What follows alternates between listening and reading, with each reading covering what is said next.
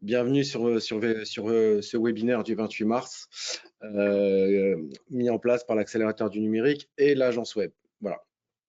L'idée aujourd'hui, ça va être de pouvoir échanger pendant 40-45 minutes, de vous expliquer et en tout cas de vous informer sur la stratégie et les métiers du référencement. Comment est-ce qu'on peut aujourd'hui optimiser son site sur les moteurs de recherche? Alors, au sens large du terme, quand je dis au sens large du terme, ça va être aussi bien sur la partie SEO que sur la partie payante, donc tout ce qui peut être SEA, et également sur la partie Amazon avec les différents flux shopping qu'on verra par la suite. Ce que je vous propose aujourd'hui, c'est je vous explique un petit peu et je vous présente un petit peu tous ces aspects du digital pendant une 45 minutes. Et sur la fin de l'événement, on se laissera 15-20 minutes de questions-réponses. Nicolas pourra lire vos questions parce que je ne les vois pas en fait. Voilà, Ouais, voilà. ouais, non, c'est ça. Je vais noter en fait toutes vos questions et n'hésitez pas à en poser dans l'onglet questions. Je vais les recenser et on répondra à toutes les questions pendant le temps dédié à la fin de ce webinaire pendant 10-15 minutes. Voilà, Nicolas, tu feras l'interface, tu me poseras les questions, Voilà. Ouais, Ce que je vous propose, c'est qu'on va dérouler ce document-là. Hop. Alors, juste une petite introduction rapide pour que tout le monde puisse identifier qui je suis. En fait, moi, je m'appelle Nandine Selmi, je suis le fondateur de l'agence web. C'est une agence que j'ai créée il y a une dizaine d'années maintenant. On est une agence d'acquisition, donc on intervient sur les métiers de l'acquisition du digital, donc le référencement naturel, le référencement payant, le social ad, évidemment, parce que c'est dans l'air du temps, et tout ce qui peut être programmatique, et évidemment tout ce qui peut être Amazon, Marketplace et plus shopping, qui rentrent dans cet univers du référencement dit payant. Voilà. Euh, on va travailler aujourd'hui, on va échanger plutôt sur 3-4 expertises qu'on maîtrise au sein de l'agence, donc le référencement naturel, je dirais l'action minimale de base qu'on doit avoir aujourd'hui lorsqu'on est e-commerçant. On va enchaîner un petit peu après sur la partie ads, donc le SEA et tout ce qui est marketplace ads, avec Amazon en particulier, et tout ce qui peut être lié au social, donc le social ads. Et on fera une petite aparté si on a le temps à la fin sur la partie notoriété, donc tout ce qui peut être l'ERP digital. On entend parfois du linking, parfois du backlink, et tout ce qui peut être programmatique, dans la mesure où la programmatique, c'est un levier d'acquisition qui pousse très fortement en ce moment, avec une grosse implantation aux US, mais qui se déporte de plus en plus vers l'Europe. Voilà. Sur le sommaire d'aujourd'hui, on va avoir 3 points, je dirais, principaux. On va d'abord parler du référencement naturel. On va rentrer un tout petit peu dans le détail. On va vraiment survoler certaines notions, mais pour ceux qui ont besoin d'aller un peu plus loin, alors vous n'hésitez pas, vous nous posez les questions. On ira un peu plus loin. Et si vous souhaitez vraiment aller encore plus loin que ça, c'est tout à fait possible. On pourra échanger autour de différents programmes, autour de différents mythes pour ceux qui le souhaitent. Voilà. Alors, on va commencer tout de suite par le référencement, donc le SEO. Le SEO aujourd'hui, et c'est vrai depuis quelques années, il repose sur 3 piliers principaux. Alors, j'ai souvent ces questions-là au cours de conférences ou même au cours de cours que je dispense. Le référencement naturel, c'est du contenu, il faut écrire, il faut en mettre des tartines. Alors, c'est pas faux, mais c'est pas 100% vrai. Aujourd'hui, un des piliers fondamentaux du référencement, ça reste quand même la technique. Ça veut dire qu'il ne faut pas oublier que Google, en l'occurrence, c'est un algorithme. Cet algorithme, il utilise 2 choses, principalement le crawl et son robot, qui va permettre de lire votre site. Donc, avant de parler de contenu, il faut que techniquement, votre site soit optimisé. Pardon. Vous entendez souvent qu'il y a des évolutions d'algorithmes, on entend souvent que Google rebascule les cartes, rebascule la donne, et effectivement, très souvent, c'est lié à la technique, assez souvent aussi au contenu, au linking, ça c'est pour justement écrémer, mais effectivement, la technique est importante. Il faut comprendre que le crawl de Google, il va passer par votre page d'accueil, c'est-à-dire que Google va envoyer son bot, son robot va rentrer par votre page d'accueil et il va se diluer sur tout votre site internet. Il va diluer pourquoi? Pour aller identifier toutes les pages que vous souhaitez mettre en avant. Alors, quand je dis que vous souhaitez mettre en avant, c'est pas anodin. Il y a des pages qui volontairement ne doivent pas être crawlables. C'est-à-dire qu'il y a des pages que Google ne doit pas explorer. Alors, il y a des choses qui paraissent parfois évidentes. C'est le back-office de votre site, c'est votre espace client, c'est votre gestion des commandes, etc. Donc tout ça, effectivement, pour des raisons de sécurité, également pour des raisons de référencement, Google ne doit pas y avoir accès. Pour des raisons de sécurité, bah, ça paraît évident pour tout le monde, c'est-à-dire que c'est votre base de données produit, votre base de données client, ne serait-ce aussi peut-être votre CRM, votre gestion de stock. Donc ça, évidemment, ça, on sort du crawl, bien évidemment. Et il y a aussi un sujet de dilution. C'est-à-dire qu'il faut comprendre que le crawl de Google a un temps donné qui est extrêmement court. Il faut savoir que le crawl, c'est la ressource qui est la plus énergivore pour Google. Donc c'est là où Google va dépenser le plus d'énergie, le plus de carburant et le plus forcément d'argent. Donc vous n'avez pas le droit à l'erreur sur la partie technique si vous voulez avoir un référencement optimal. Cette partie technique nous permet ensuite d'aller vers la partie contenu, la fameuse partie dont beaucoup de personnes parlent. Il faut comprendre qu'une fois que vous avez fait cette technique-là, donc vous autorisez et vous même vous engagez Google à lire certaines pages de votre site. Et là, effectivement, il faut que ces pages soient en adéquation avec l'audience que vous souhaitez atteindre. Il faut que votre contenu puisse répondre aux requêtes que font vos internautes et vos prospects, donc vos futurs clients. Il y a un critère aussi qui est très important, qui est le critère de la popularité. Alors, on entend souvent parler de linking, de backlink, de RP digital, etc. Ça, c'est un critère qui est très classifiant chez Google. Une fois qu'on a une technique viable et un contenu bien optimisé, on se pose souvent la différence, pourquoi mon concurrent est devant moi, pourquoi je n'arrive pas à remonter sur la page de résultats. Pourquoi? Parce que votre site n'est pas considéré comme étant populaire aux yeux de Google. La popularité, ça veut dire que des sites externes aux vôtres génèrent un lien à destination d'une des pages de votre site. Google considère ça comme un vote en votre faveur. Alors, il existe plusieurs typologies de spots et différentes typologies de liens qui peuvent vous créer de la popularité. Généralement, on en classe 3, voire 4 par catégorie. Donc, ça va du type 1 au type 4. Le type 1, concrètement, c'est un site qui va vous créer du volume. Vous allez pouvoir voir parfois sur certaines plateformes, Rocket Link par exemple, et j'en passe, sur lesquelles vous pouvez acheter des liens. Donc, ça ne vaut pas très cher, ça vaut entre quelques euros et quelques centaines d'euros. Ça permet de créer de la masse. La masse doit être qualifiée, bien évidemment. Ensuite, vous avez des types 2 et des types 3, où on est sur des liens de qualité bien supérieure. Typiquement, si vous êtes e-commerçant et que vous vendez du prêt-à-porter féminin, un blog ou un site média mettant en avant la mode féminine va être légitime. Et si ce site-là vous envoie un lien à destination de votre site, effectivement, le surcroît de popularité, il va être très important. Et le dernier, c'est le type 4, c'est les fameux sites médias. Alors, les sites médias, c'est des choses qui coûtent relativement cher, mais qui fonctionnent excessivement bien.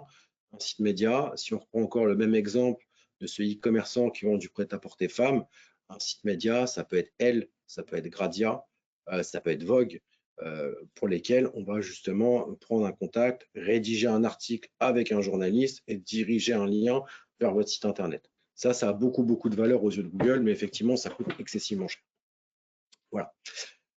Lorsqu'on parle de technique, qui est le premier pilier du référencement, on va aussi parler d'architecture. Historiquement, les sites étaient construits comme on peut le voir ici, avec une page d'accueil qui renvoie vers peut-être une catégorie et une sous-catégorie, et ensuite on diffuse.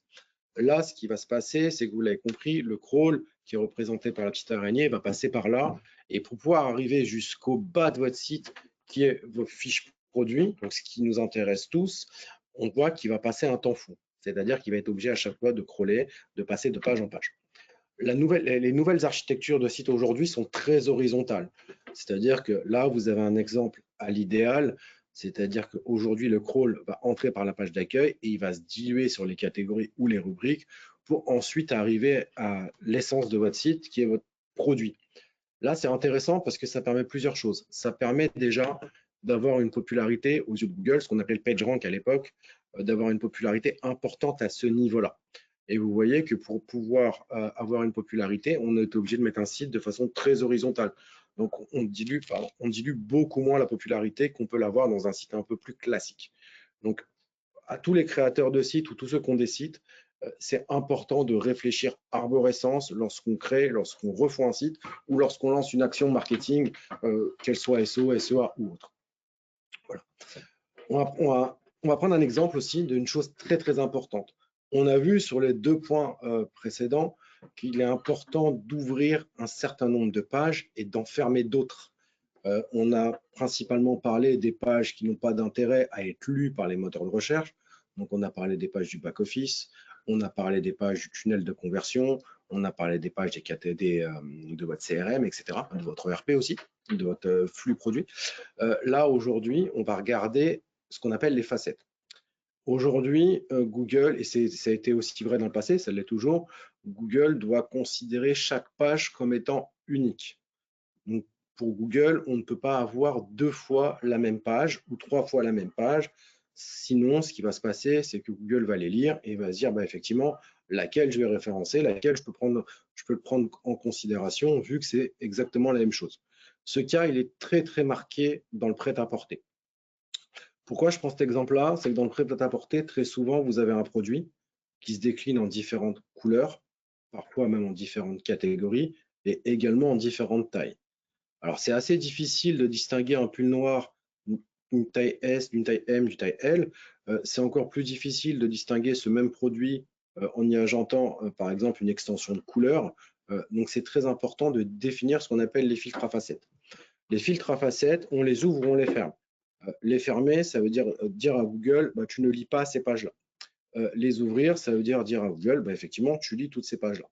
En référencement naturel, ce qu'on essaye de faire, c'est qu'on essaye de regarder les pages qui génèrent le plus de volume de recherche et le plus de volume de conversion.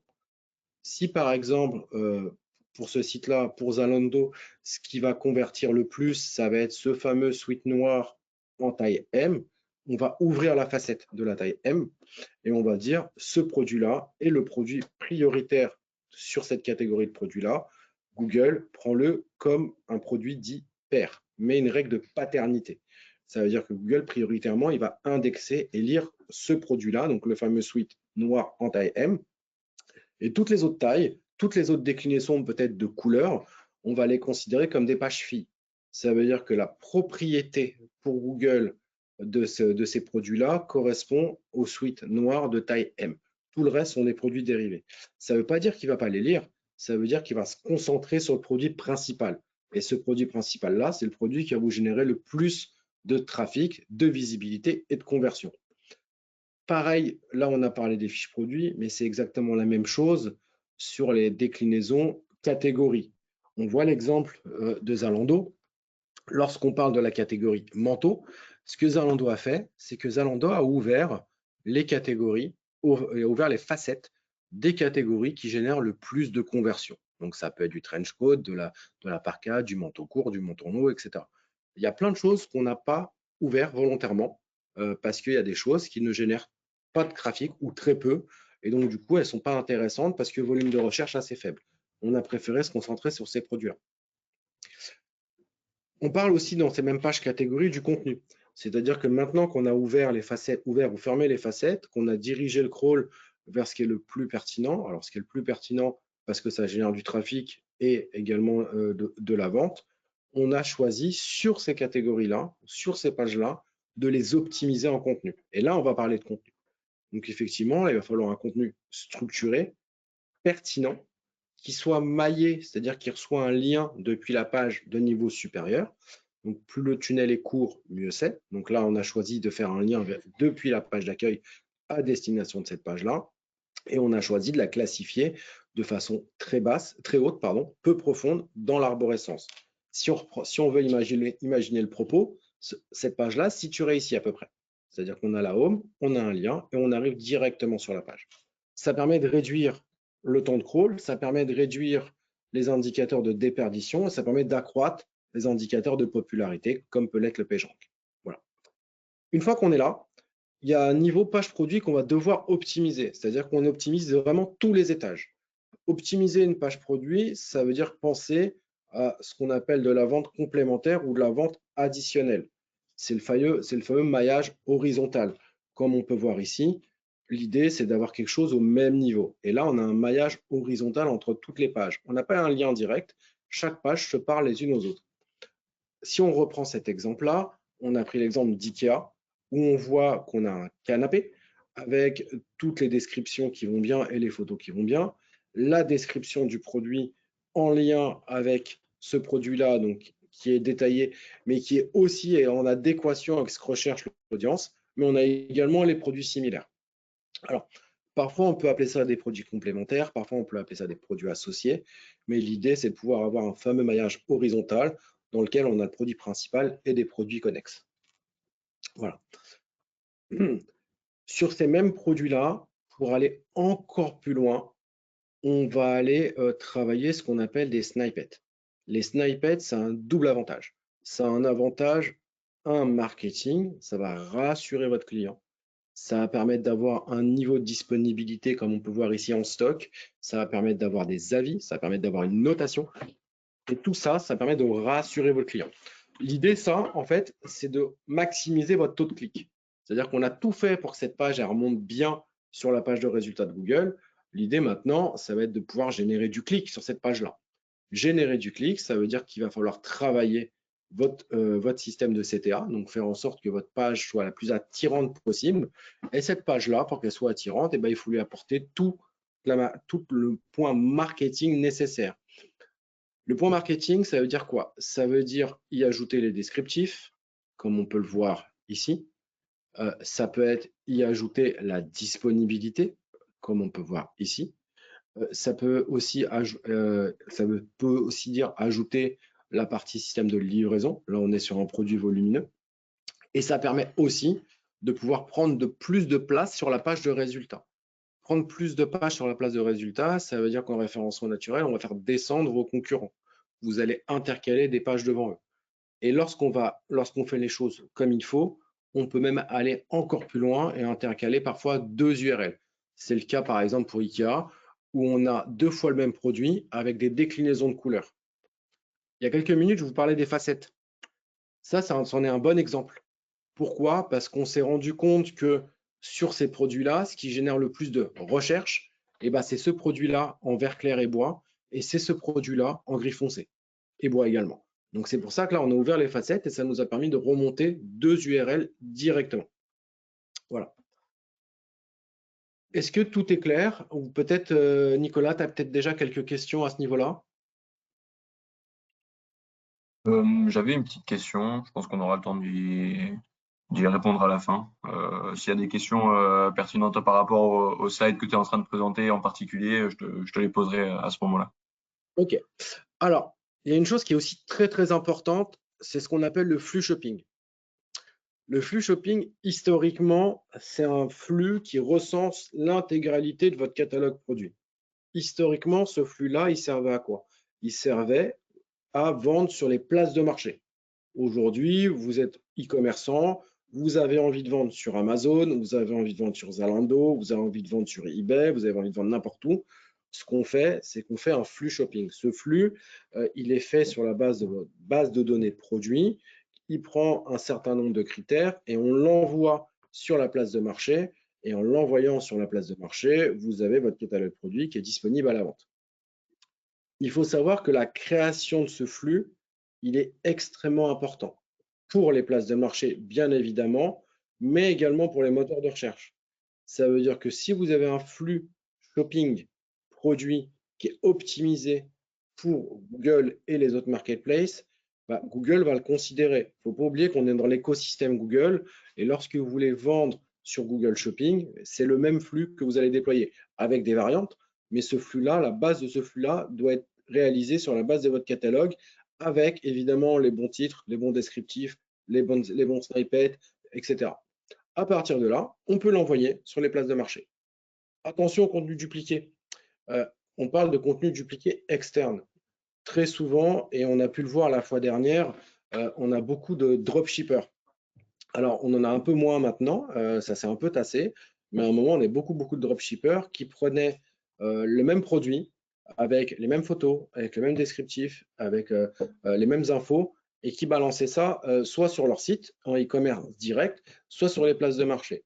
Et effectivement, on m'a souvent posé la question, je ne comprends pas pourquoi moi, j'arrive pas à remonter là où mes concurrents remontent. La différence, elle se fait sur la catégorisation du produit. Un produit qui est bien catégorisé, qui est bien optimisé, qui a des images propres, est différenciant d'un autre produit. Donc, c'est pour ça qu'on recommande toujours aux dropshippers de se créer leur propre base de données, de cette propre base de données, de se créer un catalogue produit et ce catalogue produit-là, d'en créer un flux de façon à être original et différenciant. Voilà. Alors, sur Google, le e-commerce, il se considère comme sur deux aspects principaux. Le référencement naturel, et c'est toujours le cas en 2023, ça reste la première source de business. Très, très, très loin devant les autres. Il n'y a pas de débat, il n'y a pas de sujet. Le référencement naturel vous permet de remonter sur une page de résultats. Il faut savoir que lorsqu'on fait du référencement naturel, on a deux types d'audience. Vous avez l'audience active et vous avez l'audience passive. Le référencement naturel répond à une audience active. C'est des personnes qui recherchent activement un produit, un bien, un service. Donc effectivement, vous êtes face à une audience qui a un besoin et l'idée, c'est d'y répondre. Alors ça peut être un besoin informatif, ça peut être un besoin d'achat, ça peut être un besoin de conseil, de service, etc. Mais peu importe votre business, aujourd'hui, cette audience active qui recherche, c'est l'audience prioritaire pour vous.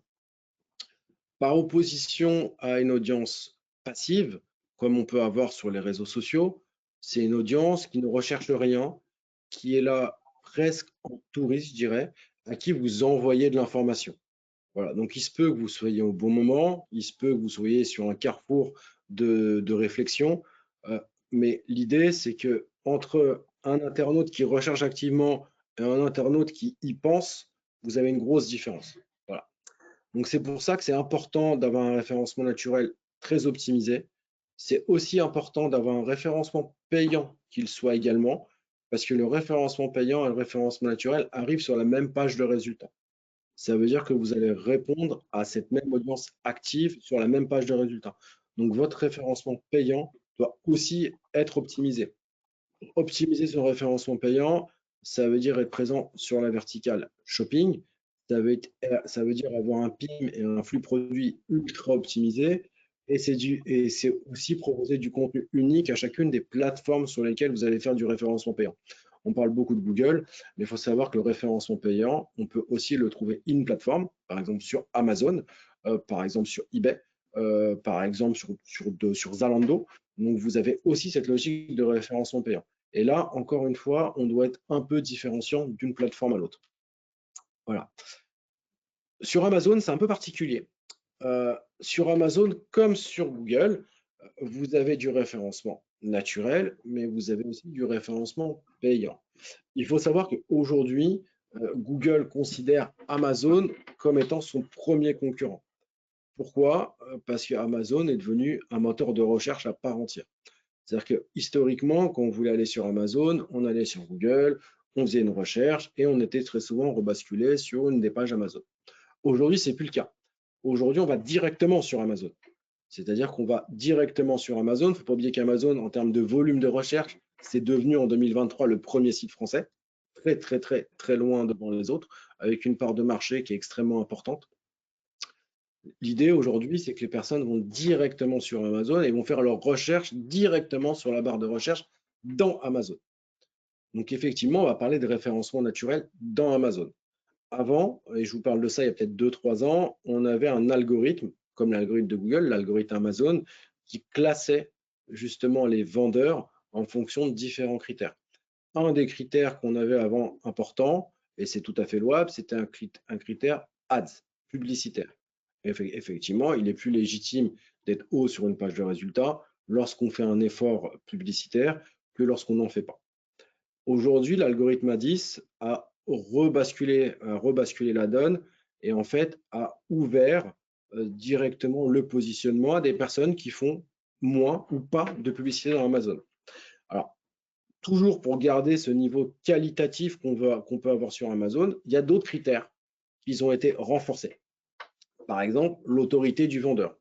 Est-ce que c'est un vendeur qui, d'un point de vue business sur la marketplace Amazon, est autoritaire?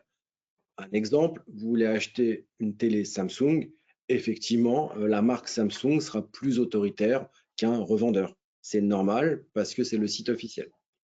On va aussi regarder sur Amazon l'historique des ventes, chose qu'on ne voit pas du tout sur Google. l'historique des ventes. Est-ce que vous êtes un bon vendeur? Est-ce que les produits que vous vendez sont qualitatifs? Est-ce que les ventes de votre produit sont de façon volumétrique? On va regarder aussi les ventes organiques. Les ventes organiques, c'est les ventes qui sont par opposition à celles faites grâce à la publicité.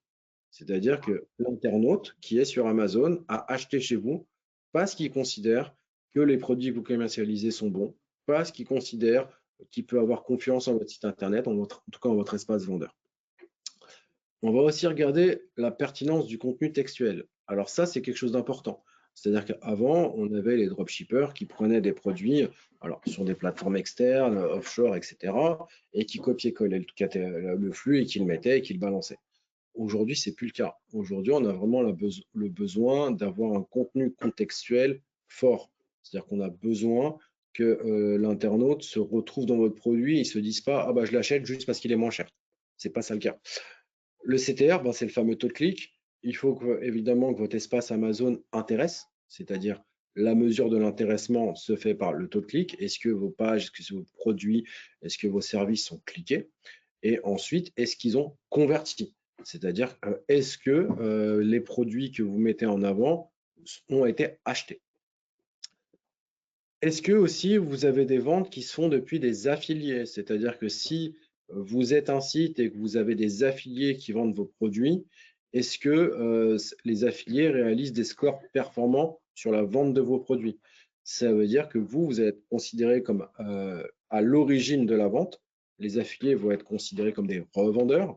Et du coup, Amazon va faire le fil inverse et il va remonter, il va dire effectivement, ce site-là qui a l'origine des ventes depuis les affiliés est pertinent.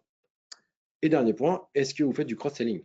Tout à l'heure, sur Google, on avait vu qu'il y avait du cross-selling, donc avec l'exemple d'IKEA, où on proposait des produits complémentaires ou associés. On a même vu l'exemple sur Zalando, où on avait le pull principal avec la couleur noire et des produits pairs et des produits filles. C'est pareil sur Amazon. Donc, est-ce qu'on a de la vente complémentaire ou associée ou pas? Et le fait de distinguer la vente complémentaire et la vente associée permet concrètement de se dire effectivement ce site est intéressant parce qu'il propose un produit, mais il propose aussi les accessoires et les dérivés. Du coup, comment est-ce qu'on fait concrètement? Aujourd'hui, on va aller un petit peu plus loin sur Amazon, c'est-à-dire qu'on est à un niveau de référencement comme Google peut l'être aujourd'hui. C'est-à-dire, évidemment, il va falloir avoir ce qu'on appelle des balises méta, c'est-à-dire un titre, un descriptif. Donc, il faut le titre de votre produit. Ça paraît évident, mais lorsqu'on fait du dropshipping, on n'a pas forcément le titre, ou en tout cas, on a un titre qui est générique à tout le monde. Donc ça, c'est pas bon. Se créer une marque, c'est une valeur ajoutée aussi, parce que se créer une marque, ça veut dire que vous avez fait un effort de création, et donc vous avez fait un effort d'originalité. Donc ça aussi, on le voit beaucoup ça sur les coques de téléphone sur Amazon. C'est-à-dire que vous avez le même produit qui se vend chez 10 000 revendeurs, et chaque revendeur, eh ben, concrètement, a un nom de marque. Voilà. Les visuels, alors c'est très important. On est dans l'ère vraiment du fast shopping, c'est-à-dire qu'on a besoin d'avoir tout de suite un visuel fort qui donne envie d'acheter. Il ne faut pas oublier qu'aujourd'hui, on a beaucoup de conversions qui se font sur des écrans différents, et en particulier sur des téléphones, sur du mobile. Donc, il faut aujourd'hui que le visuel donne envie. La vidéo, et ça, c'est de plus en plus vrai, on le voit justement, on voit ça très influencé par les réseaux sociaux, c'est-à-dire que la vidéo est un vrai facteur différenciant qui permet justement de générer de l'attractivité sur un produit. Ça va permettre deux choses. Ça va permettre déjà de convertir votre prospect en client parce qu'il est rassuré par l'usage de son produit, mais ça va permettre aussi à votre prospect de passer plus de temps sur votre page produit. Et effectivement, le temps passé sur un produit à le regarder joue en votre faveur. Ça veut dire que l'algorithme va considérer que vous créez un intérêt par rapport à votre produit dans la mesure où l'internaute va passer plus de temps. La description, donc ça c'est aussi en rapport avec le titre. La description, elle doit être en adéquation avec ce que recherchent vos clients. Typiquement, si un de vos clients recherche un produit spécifique, alors c'est vrai sur Amazon, mais c'est vrai sur tous les moteurs de recherche. L'idée, c'est de définir vraiment le mot-clé le plus pertinent.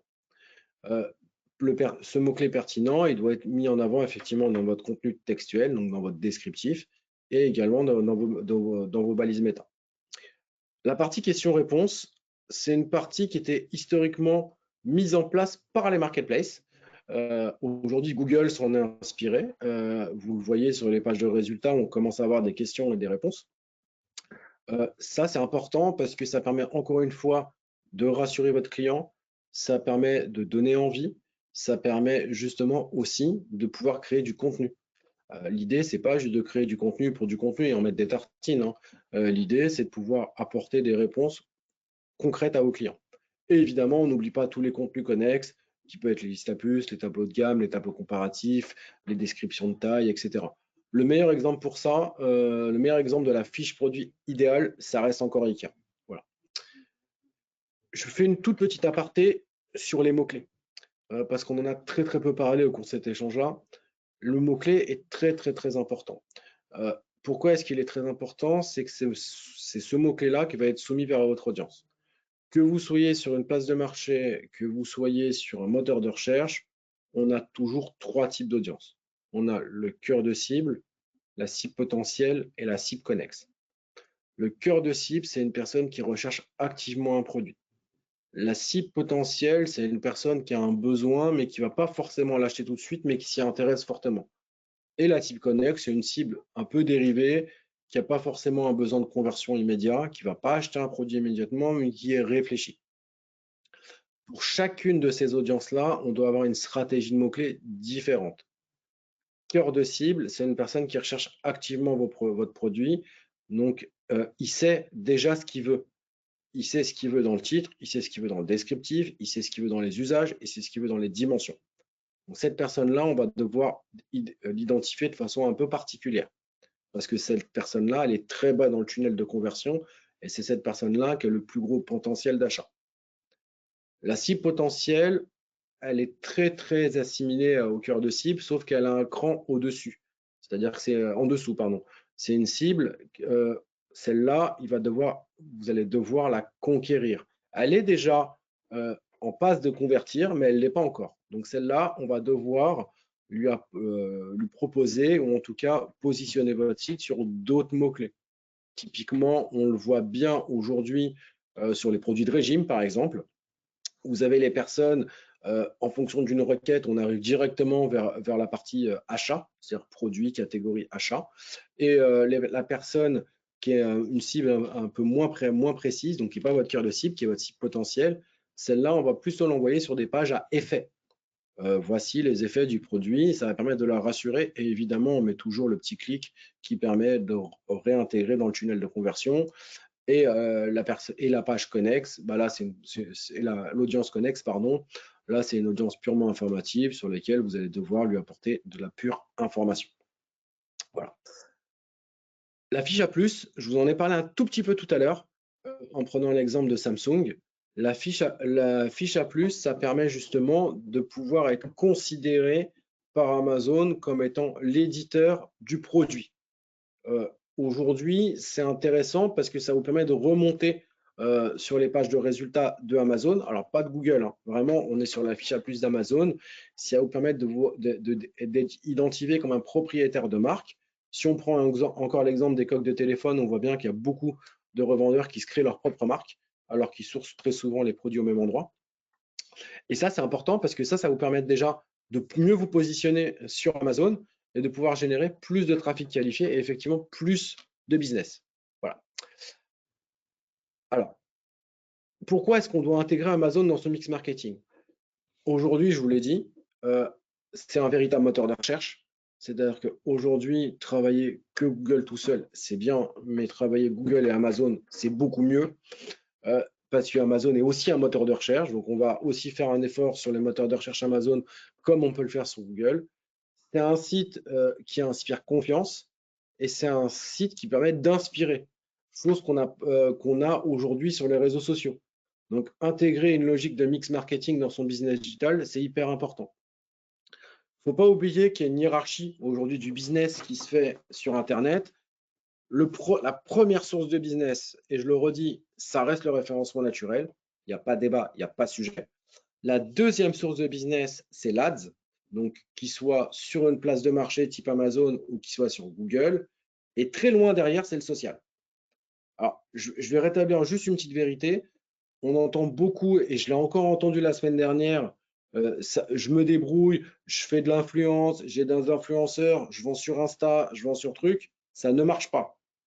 C'est effectivement, il y a un gros éclairage dessus, donc on a l'impression que ça cartonne. Les réseaux sociaux, ce n'est pas fait pour vendre, à part quelques produits très spécifiques avec un panier moyen très bas et drainé par une communauté d'influenceurs ou d'influenceuses. Vous ne faites pas un business sur du social. Ça, il faut que ce soit bien clair. Le social a pour intérêt de vendre à une petite communauté, alors une grosse communauté, si votre influenceur a une grosse communauté, mais ce n'est pas ça qui va faire votre business. Ce qui va faire votre business, c'est prendre cette audience-là et la faire rediriger vers votre site Internet. Là, vous allez faire du business. Voilà, il faut bien hiérarchiser les choses. Ce n'est pas parce qu'on a un projecteur braqué sur les influenceurs que les influenceurs sont une source de business. Aujourd'hui, à l'agence, on a à peu près 70 clients, tous secteurs confondus, que ce soit du luxe, du moyenne gamme, du fast fashion. En aucun cas, les stratégies d'influence, c'est celles qui vous génèrent le plus de conversion. Très loin devant les autres. Voilà. Et merci pour votre attention. Il nous reste un petit peu de temps. Peut-être qu'on va répondre à différentes questions-réponses. Ouais, on va faire ça. Merci beaucoup, Nandine, pour ta présentation. C'était vraiment très clair. On a déjà recensé pas mal de questions là, donc on va prendre un peu de temps pour répondre à tout ça, si c'est OK pour toi. Et, Ouais, ok. ouais, et évidemment, les personnes présentes, n'hésitez pas à poser toutes vos questions, c'est le moment. Donc, on va commencer par une question de Raphaël qui a du coup demandé comment référencer, donc c'est des termes un peu techniques, comment référencer les fichiers partiels d'une PWA, sachant D'accord. qu'un partial est un fichier HTML qui se charge dans une single page, entre parenthèses SPA. Alors, c'est très précis. Ouais, Alors, la single page, c'est quelque chose sur lequel Google est un peu revenu, parce que single page, ça veut dire en réalité un crawl infini. Donc, ce qu'on fait dans ce cas de figure-là, alors c'est un cas de figure qui se présente de moins en moins, mais ce qu'on fait, c'est qu'on aime bien splitter la page en se mettant différentes. Alors, je vais essayer d'être un peu généraliste, mais en fait, il faut que cette page-là, elle puisse avoir différents niveaux d'URL. Et pour chaque bloc, on va choisir justement comment est-ce qu'on optimise chaque bloc. L'idée, c'est que lorsqu'on crawl, on puisse voir l'URL évoluer. Voilà. C'est très précis cette question, Raphaël. Moi, ce que je vous propose, c'est peut-être par la suite de me faire un mail et je vous apporterai la réponse technique précise. Je pense que ce sera mieux. ouais, très bien. À la fin de ce webinaire, on va mettre toutes les coordonnées disponibles dans le chat, c'est-à-dire l'adresse mail de Nourdine, la nôtre et Parce que, également si- un lien pour LinkedIn de Nourdine. N'hésitez pas à poser votre question, bien sûr. Parce que sinon, on en a pour 40 minutes à rentrer dans des lignes de code. Voilà. Voilà. Très bien, merci pour ta question, Raphaël. Alors, on a une deuxième question de Adrien. Est-ce qu'un site en 2023 peut fonctionner uniquement avec le SEO naturel? Oui, oui, alors effectivement, il peut, alors à condition qu'il soit effectivement très bien optimisé. Alors après, ça va dépendre de son business, Adrien. Si c'est ton business premier et que tu l'as bien optimisé et tu as une roadmap claire, oui, effectivement, c'est possible. Maintenant, l'inconvénient majeur du référencement naturel, du SEO, ça reste le délai d'activation. Effectivement, alors parfois, tu as des belles surprises. Nous, on a des clients, en l'espace de 3-4 mois, ils arrivent dans le top 5 de Google. Alors, top 5, évidemment, sur des mots-clés pertinents.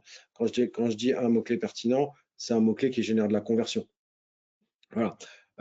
Et parfois, on en a d'autres sur des secteurs un peu plus concurrentiels où effectivement, ça prend plus de temps.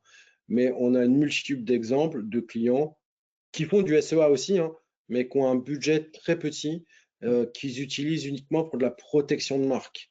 Uniquement. Tu vois, par exemple, moi, à l'agence web, mon site, pendant très longtemps, j'ai pas fait de SEA. C'est-à-dire on avait travaillé vraiment le SEO de façon importante. Je te parle de ça il y a quasiment 10 ans maintenant. Et tout notre business venait via le référencement naturel. C'est-à-dire qu'on ne faisait rien d'autre. On s'est lancé également sur du SEA, de façon également très légère parce qu'on en fait, on en propose pour nos clients. Donc, l'idée, c'est aussi d'être présent. Mais effectivement, aujourd'hui, moi, ce qui draine mon activité, ce qui nous permet d'avoir du lead qualifié quasiment tout le temps, ça reste le référencement naturel. Voilà. Ouais, donc, une méthode qui marche plutôt bien. Et du coup, tu disais top 5 en moins de 6 mois?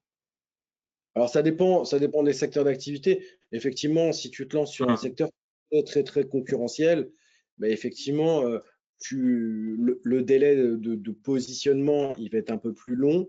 Maintenant, si tu mets tous les Mmh. efforts, et quand on parle des efforts, c'est évidemment tout ce qu'on a vu tout à l'heure, la technique, le content et le linking, tu peux aller très vite, effectivement. Mmh. D'accord. Ouais, très clair. Là, en moyenne, je te dis, sur 70 clients à l'agence, on l'a fait il n'y a pas très longtemps, c'est entre 3 et 6 mois pour être top 5. Sur des mots-clés concurrentiels, hein, sur des mots-clés qui génèrent du volume, hein. Je ne te parle pas d'un mot-clé Mmh. générique. Si tu parles du mot-clé manteau, bah, c'est trop générique, il n'y a aucun intérêt. Ça va être très long, très compliqué, il n'y a pas d'intérêt. Par contre, si tu tapes manteau, je sais pas, si tu tapes manteau, doudoune, noir, je sais pas, en plume d'oie, là, c'est beaucoup moins générique, c'est beaucoup plus précis. Par contre, ça convertit beaucoup mieux. Il y aura peut-être moins de D'accord. volume, mais beaucoup mieux. Voilà. Ça va dépendre de la stratégie d'audience Mmh. que tu veux avoir. D'accord, donc il y a des méthodes un peu pour trouver les bons mots-clés. Si, enfin, voilà, avant tout, parce que c'est une autre question qu'on avait. Ensuite, comment trouver les bons mots-clés? Est-ce qu'il y a des outils pour cela? Il faut déjà bien, comme tu dis, qualifier son audience, bien comprendre à qui on est en train de vendre le produit. Effectivement. Est-ce que, ouais, Alors, pour trouver les bons mots-clés, en fait, il faut considérer votre mot-clé comme une réponse à votre prospect. Aujourd'hui, comme je vous disais, vous avez 3 types d'audience, cœur de cible, potentiel et connexe. Et pour chacune de ces audiences-là, vous avez des modes de recherche différents. En fonction des modes de recherche différents, il faut comprendre leur mode de recherche donc, et comprendre ce qu'ils souhaitent avoir. Comprendre leur mode de recherche, ça veut dire comprendre les mots-clés qu'ils vont soumettre dans Google. Effectivement, il y a des outils qui permettent de le faire. Un des outils les plus célèbres et les plus connus sur le marché, c'est SEMrush. C'est un outil, alors vous avez des versions gratuites, light, qui permettent de mettre les mains dedans, mais qui va nous permettre de comprendre quels sont les mots-clés associés à un produit, quels sont les mots-clés qui génèrent du volume de recherche, quels sont les mots-clés qui peuvent potentiellement, alors je dis potentiellement parce que les données ne sont pas toujours 100% fiables, générer de la conversion. Vous avez aussi le générateur de mots-clés Google. Alors ça, c'est intéressant de coupler les deux. Le générateur de mots-clés Google, en fait, c'est un générateur de mots-clés qui va vous orienter sur les mots-clés qui sont le plus achetés en Google AdWords. Donc, si ces mots-clés sont achetés en Google AdWords de façon importante, c'est qu'ils génèrent de la vente. Donc, c'est important et c'est un petit tip qui nous permet justement de se dire, si on a des annonceurs qui font l'effort d'acheter ces mots-clés-là, ça veut dire que quelque part, c'est des mots-clés pertinents. Voilà. Qu'on peut travailler en référencement naturel, bien évidemment. très bien, très clair. Merci, Nordine. J'espère que ça répond à la question. On avait une autre question de Arnaud. Peut-on proposer des abonnements via Amazon, notamment la presse? Moi, je pense que peut-être une question par rapport au référencement. Ici, je t'invite, Arnaud, à nous poser la question. Moi, j'ai pas la réponse personnellement. Je ne pense pas que tu puisses vendre des abonnements via Amazon. Je t'invite à poser la question dans l'adresse mail de l'accélérateur du numérique que je vais te mettre dans le chat. Alors bonjour Mélène. Je pense que je suis un peu hors sujet. Je voulais mettre en avant mon futur site de thérapeute. Tout ce qu'on vient de voir peut aussi m'être utile pour l'interrogation. Bien sûr, parce que, alors, Hélène, c'est ça, hein? C'est ce que Alors j'ai c'est Badi. Voilà. pas dit.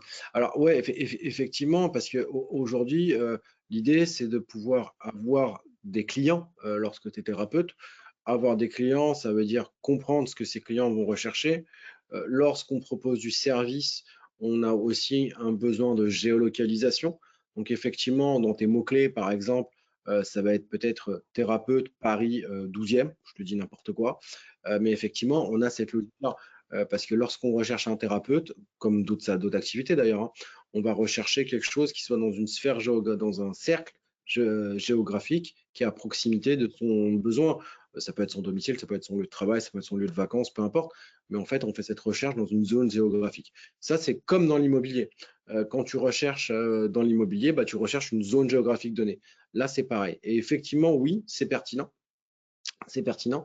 Ce qui peut être aussi pertinent sur la géolocalisation, ça va être Google Maps, apparaître dans une zone géographique donnée, avec peut-être un accès à ton site, avec peut-être des créneaux de disponibilité, une plage horaire, ce genre de choses-là, ou peut-être même un contact. Ça, effectivement, oui, c'est pertinent.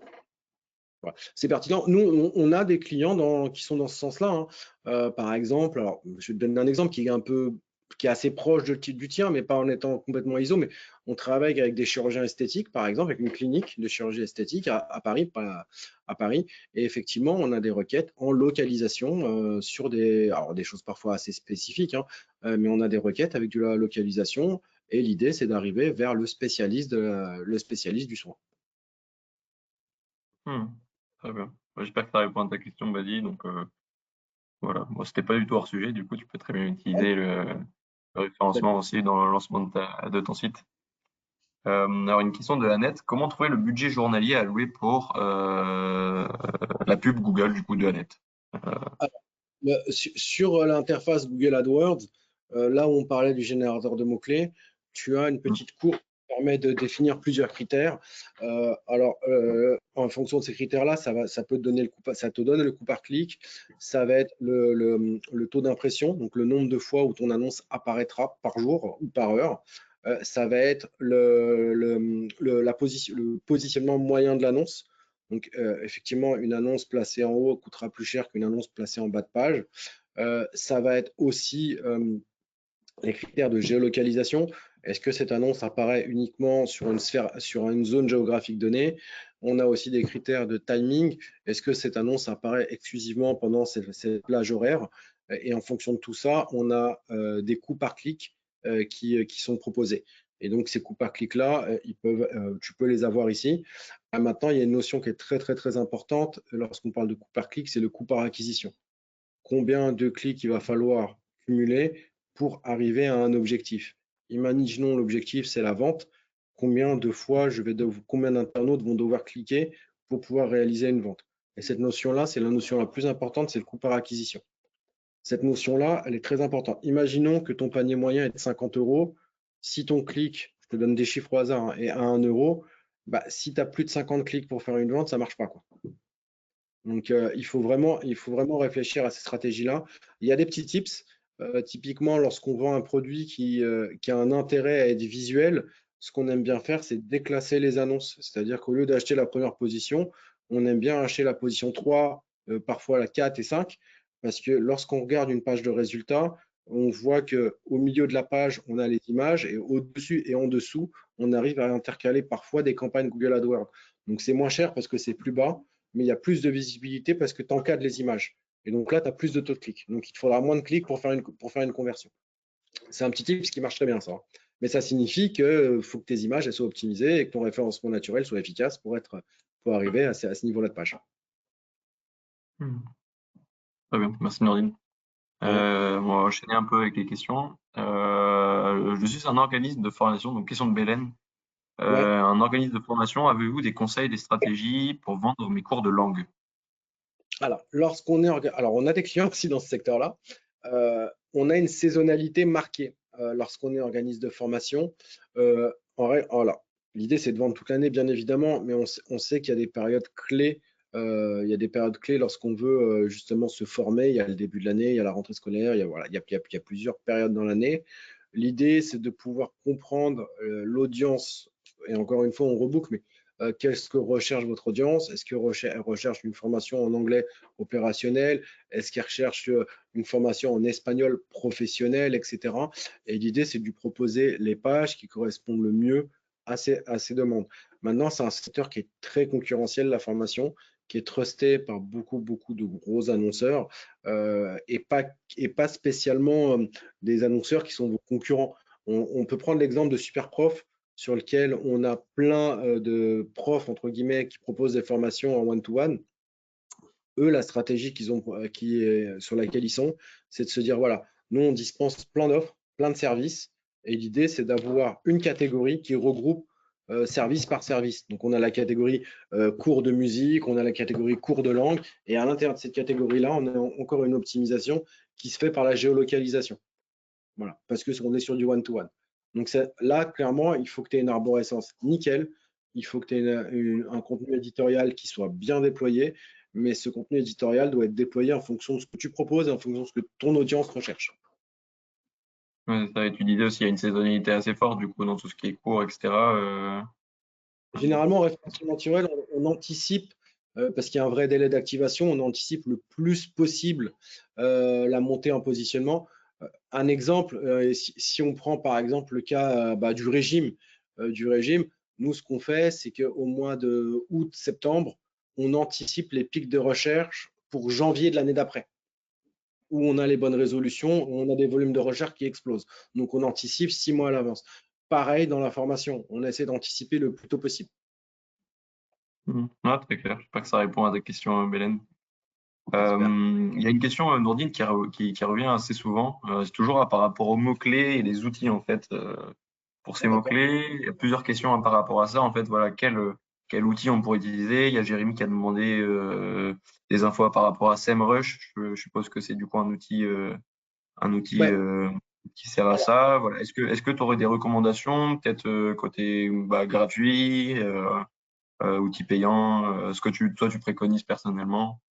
on a des versions de SEMrush qui sont, je crois que ça s'appelle SEMrush Lite, qui est une version gratuite, qui est intéressante parce que ça nous permet, d'un point de vue SEO, de comprendre plusieurs choses, qui se passe sur le site, mais ça permet aussi d'identifier ce que font vos concurrents et de voir le positionnement de leurs mots-clés. Donc, si eux, ils ont fait cet effort-là de choisir ces mots-clés-là, c'est pas pour rien. Donc ça, c'est intéressant. Il faut juste apporter un bémol. SEMrush utilise sa propre base de données pour identifier des mots-clés. SEMrush, c'est un outil à la base américain et il se peut que certains mots-clés spécifiques en français ne soient pas forcément assez représentés. Donc c'est pour ça qu'il faut toujours le prendre avec des pincettes. Je dirais un des bons outils, ça reste quand même l'outil de génération de mots-clés Google, parce que c'est les mots-clés qui sont achetés en Google AdWords. Donc, c'est intéressant de les travailler parce que d'autres annonceurs comme vous ont fait l'effort et en tout cas les achètent. Et s'ils les achètent, c'est pas pour rien. Il y a un autre outil qui est aussi dans la suite Google qui s'appelle Google Trends qui nous informe sur les tendances de recherche. Donc, ça nous donne les mots-clés qui sont recherchés sur les moteurs de recherche, bon, bien évidemment sur l'écosystème Google, et ça nous donne les tendances de recherche de certains mots-clés. Lorsqu'on a peu de volume, parfois on n'a pas les tendances, mais en règle générale, sur des secteurs assez classiques, on a les tendances. Et ça, c'est intéressant parce que si vous couplez les tendances de recherche, que vous mettez en parallèle les mots-clés achetés sur Google AdWords et vous comparez tout ça à SEMrush avec les mots-clés achetés ou utilisés par vos concurrents, ça nous permet d'avoir un petit shaker et ça nous permet de confirmer des idées. Voilà, donc ça c'est plutôt intéressant et ça, en règle générale, ça fonctionne bien. Après, si vous allez un cran au-dessus, c'est ce qu'on fait nous aujourd'hui à l'agence, on fait du big data. Les big data, alors là, ça va nécessiter, c'est une autre mécanique, hein. Là, ça va nous nécessiter d'identifier les audiences, d'identifier la saisonnalité, d'identifier le calendrier d'événements, donc les fameuses 3 audiences, de voir quels sont les mots-clés qui sont générateurs de trafic et voir quels sont les mots-clés qui sont générateurs de conversion. Et ça signifie absorber de la data, utiliser la big data et la remettre en lumière. Donc, c'est une autre mécanique. Ça, généralement, c'est plutôt les gros e-commerçants qui font ça. Ils font ça pour comprendre leur marché et comprendre les tendances de consommation. Et ça, généralement, le big data, on l'anticipe 6 mois, voire 1 an à l'avance. Sur certaines marques de prêt-à-porter, par exemple, nous, on sait déjà, depuis un moment d'ailleurs, quelles vont être les tendances de recherche sur la collection printemps-été 2023, par exemple, et automne-hiver 2024. Et on travaille déjà le référencement sur ces pages-là pour être bien positionné au moment des pics de recherche. Hmm. Là, ça nécessite de faire du big data. Et là, c'est un peu plus complexe et ça nécessite de vrais budgets parce qu'on a derrière un Des petit peu moyens. un tel, voilà, des outils, etc. Voilà. Hmm. D'accord, super. Ouais, je pense que ça répond un peu ouais, c'était une question qui revenait vraiment pas mal. Il y a un outil que j'aime bien aussi qui s'appelle Majestic. Majestic SEO qui est pas mal aussi, qui est aussi intéressant, qui est, allez, qui est pas qui ressemble beaucoup à SEMrush, mais qui donne d'autres informations sur lesquelles on peut voir par exemple le linking, ce genre de choses-là. C'est intéressant de voir un petit peu ce qui se fait sur Majestic, SEMrush, ça c'est intéressant, Google Trends et le générateur de mots-clés AdWords. Avec ces quatre-là, normalement, vous faites déjà un très très bon tour. Voilà, ok. Majestic SEO, hein, c'est ça? Ouais, c'est ça. Ok, très bien. Super, merci. Alors, on arrive bientôt à la fin de ce webinaire. J'ai mis d'ailleurs les deux adresses mail, hein, celle de l'accélérateur du numérique et celle de Nourdine dans le chat. Très bien. Donc voilà, vous pouvez, n'hésitez pas à poser toutes vos questions. À la toute fin de ce webinaire, je mettrai aussi la présentation de Nourdine, que vous pouvez vous réapproprier plus tard si besoin. Effectivement. Une question de Mehdi, est-ce que ChatGPT peut-il aider pour les mots-clés et pour le SEO? Alors, je m'étonnais de ne pas avoir cette question encore. Alors, en fait, Ouais, ChatGPT, alors on le teste tous, hein, à plus quoi savoir faire maintenant. Est-ce qu'il permet de trouver les bons mots-clés? Nous, on a fait des tests. En réalité, pas vraiment. Il te permet de créer du contenu, donc ça, c'est intéressant. Il faut lui apporter plusieurs inputs, sinon on se retrouve parfois avec du contenu d'un internaute à l'autre qui est très similaire. Donc, en lui apportant plusieurs inputs, on arrive en lui demandant, par exemple, d'écrire un texte sur cette thématique-là, ensuite de changer quelques critères, de le faire. En fait, voilà, le fonctionnement de ChatGPT, c'est qu'on lui pose des questions, on lui demande des infos jusqu'à la fin, avoir quelque chose qui soit le plus personnalisé possible. Euh, Par contre, aujourd'hui, d'un point de vue référencement naturel, trouver les mots-clés via ChatGPT, je ne suis pas fan. Parce que concrètement, aujourd'hui, vous avez un marché qui évolue très vite, des modes de recherche qui évoluent très vite. Je vous donne un exemple. Là nous, on est à Paris. Il y a quelques semaines, il faisait très beau. Là, il se met à faire très froid. L'idée, c'est qu'on a pu anticiper certains mots-clés. Alors, en Google AdWords, hein, avec des volumes de recherche qui bougent. Mais ça, je dirais, il faut avoir ce côté, je dirais, très in-market pour comprendre les mots-clés et les volumes d'audience. Maintenant, ChatGPT, ça reste un outil, ça reste un algo qui se base sur des critères du passé, c'est-à-dire qu'il ne lit pas l'avenir, il n'est pas actualisé live, bien que ce soit complètement fou, hein, et extraordinaire. Mais effectivement, aujourd'hui, nous, on l'utilise pas. Voilà. ouais. Il vous a pas encore dépassé en termes de capacité de travail, au niveau du Alors, référencement, c'est bien. et gagner du temps, parfois, euh, ça reste très général.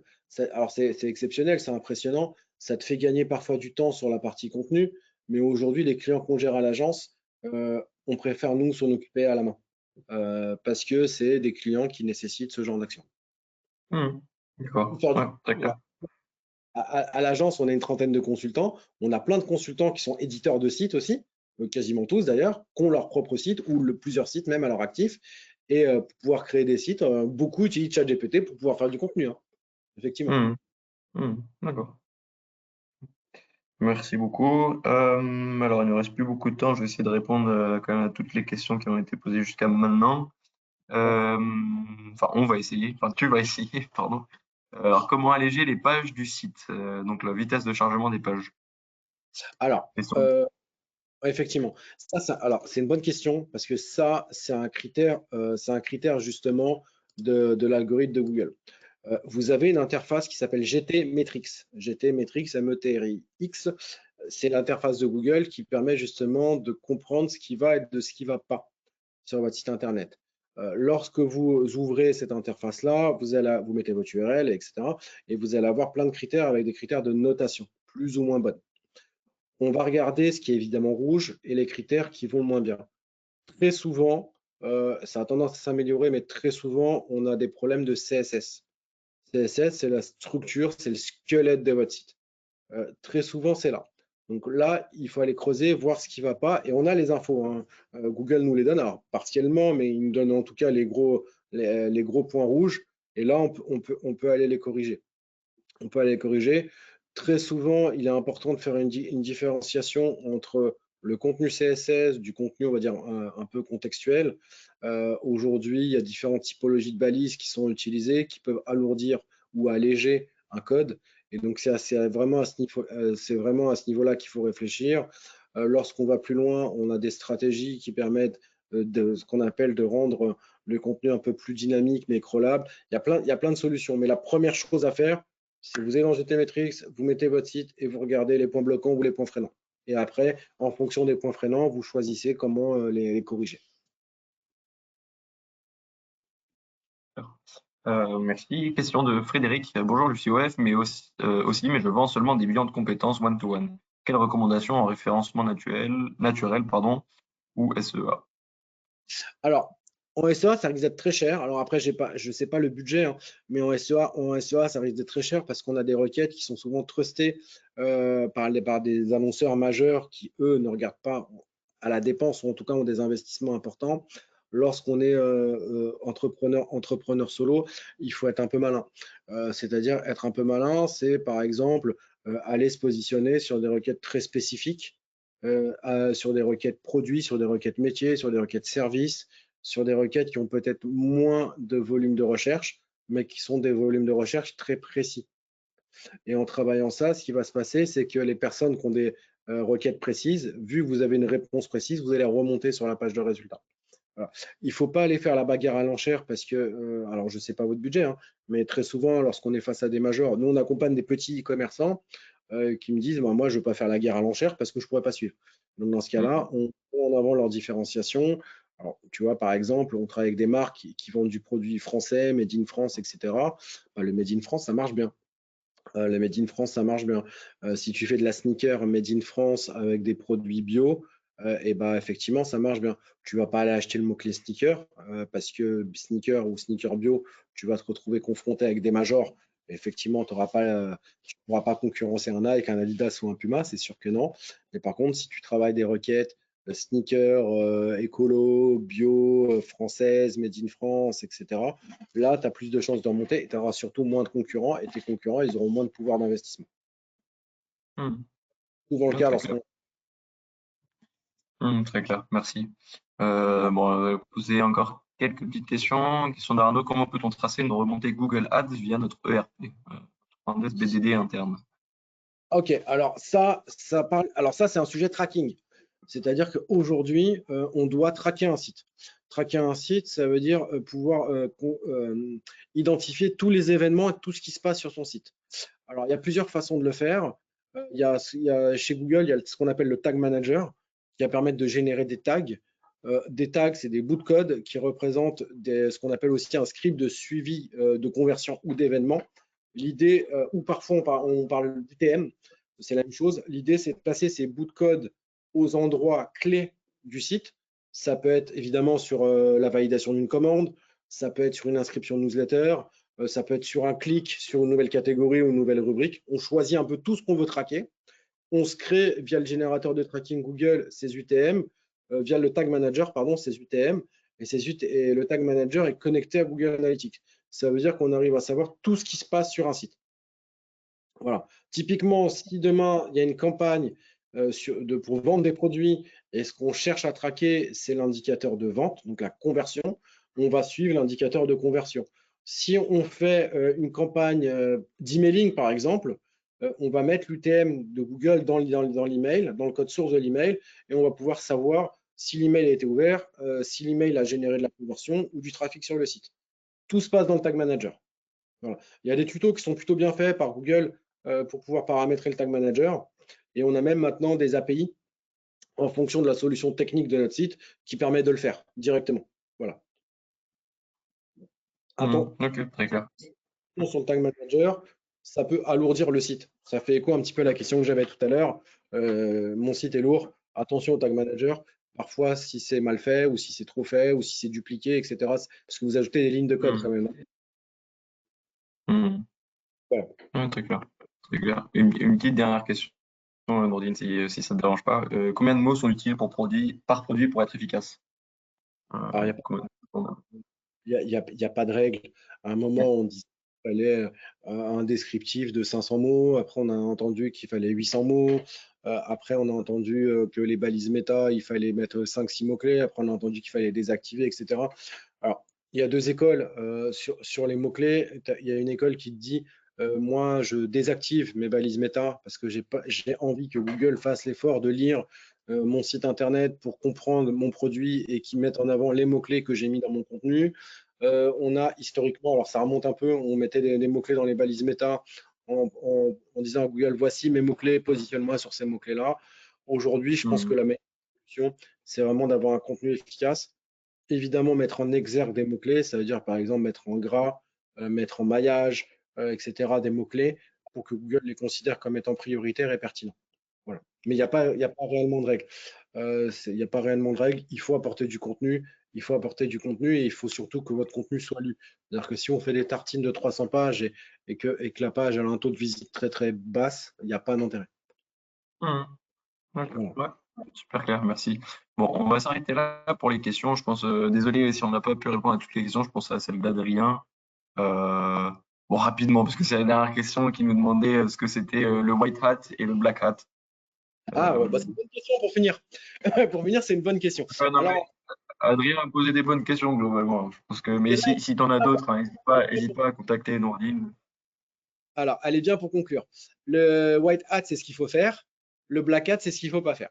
Je vais t'expliquer. Le black hat, c'est toutes les techniques proscrites par Google qui permettent de truander pour se positionner. Le white hat, c'est toutes les techniques légales qui permettent à Google de te positionner légalement. Le black hat, c'est très, très, très touchy. Ça veut dire que si tu fais des techniques black hat, tu peux te retrouver ce qu'on appelle en sandbox. C'est-à-dire que Google peut se dire, tu as triché sévèrement, je te désintègre ton site provisoirement, sandbox, bac à sable, et ton site il ressort peut-être 3, 4, 5, 6 mois après, mais très loin dans les pages de résultats, ou il peut décider carrément, hop, black box, j'en veux plus. Voilà. Les techniques black hat, c'est des techniques qui te permettent de te positionner très vite, très rapidement et très haut. Ça, c'est des techniques complètement proscrites à l'agence, c'est-à-dire qu'on ne fera jamais, jamais, jamais de black hat pour un de nos clients. Maintenant, c'est des techniques qui sont border, mais qui marchent très bien. Maintenant, il faut savoir que si tu fais ça, ton site peut monter très vite, mais il peut retomber très, très, très, très vite. Et ça, pour Google, il n'y a pas, c'est pour tout le monde pareil, hein. On a eu un exemple il y a quelques années sur BMW, qui avait fait quelques techniques un peu border. Alors, pas eux directement, mais je pense que l'agence qu'ils avaient avait fait des techniques un peu border. Ils se sont retrouvés au bac à sable. Voilà. Donc, pour Google, Google, c'est un algorithme, hein. Et il faut savoir que tu as des pénalités algorithmiques si vraiment tu es border. Et après, tu as des pénalités manuelles. Et les pénalités manuelles, si vraiment tu es encore plus border que border. Voilà. Donc les techniques Black Hat, Hmm. moi je recommande pas du tout, du tout, du tout, du tout, du tout. Pour rigoler, pour s'amuser, pour voir ce que ça fait, on peut essayer. Mais aujourd'hui, c'est pas pérenne, ça, c'est trop risqué. Ça, vous mettez en branle tout un business pour vous positionner 2 semaines, ça veut rien dire. Donc faut pas faire. Hmm.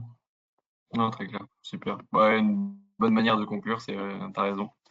Faut faire les choses Euh, de Google. c'est Euh, ça.